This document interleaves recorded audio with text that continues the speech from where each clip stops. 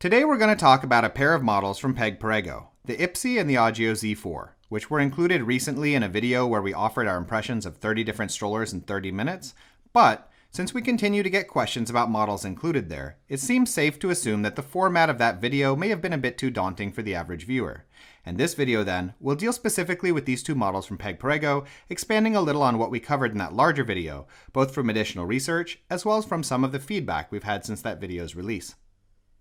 The Ypsi and the Agio Z4 are large-sized, tandem-capable strollers, which are identical mechanically, making the Z4 essentially just a luxury version of the same model. And as a side note here, Agio itself as a designation is an attempt by Perego to rebrand some of their products away from the lower tiers of the market, where they've historically flourished, in a similar, though slightly less concealed manner, to what Good Baby International has done with Cybex or Allison Baby has done with Doona, for example. And the Z4 then costs a little more, but is sold with higher quality textiles, leatherette details, and a warranty that's been extended from 2 to 5 years.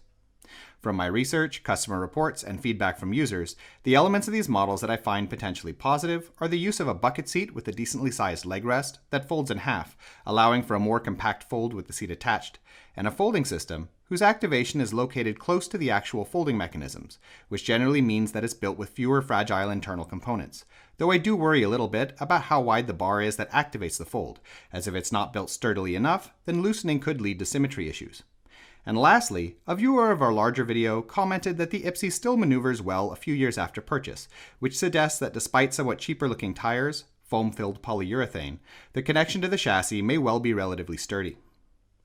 On the other hand, the areas of these models that are worrisome to me include the brake system, which seems built in a similar design to several systems that I've seen a lot of problems with when the hinges of the central bar begin to loosen on either side. The length of the model, which at around 100 centimeters, will make tipping a lot heavier, and Perego undoubtedly knows this since they've placed a footstep in the middle of the rear frame as a band-aid fix. Obviously subpar suspension for a model of this size, which limits the stroller to urban use, and feedback since our release of that larger video indicating that the handle and central joint do sit a bit loose right from the outset, which suggests to me that there may be trouble down the line if the stroller is used in the two-child configuration for an extended period of time, due to wear from the added weight.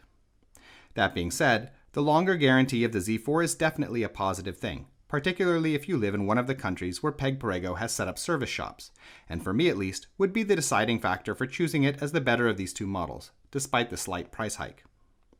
In any case, we hope you found this video interesting, and if you did, we ask that you subscribe, as it helps us to continue making videos in the future. In addition, if you are currently shopping for a stroller, we have a buyer's guide on our Patreon page which lists a wide range of models that we're well acquainted with from our workshop and that we recommend. You can find it by following the link in the description. Thank you.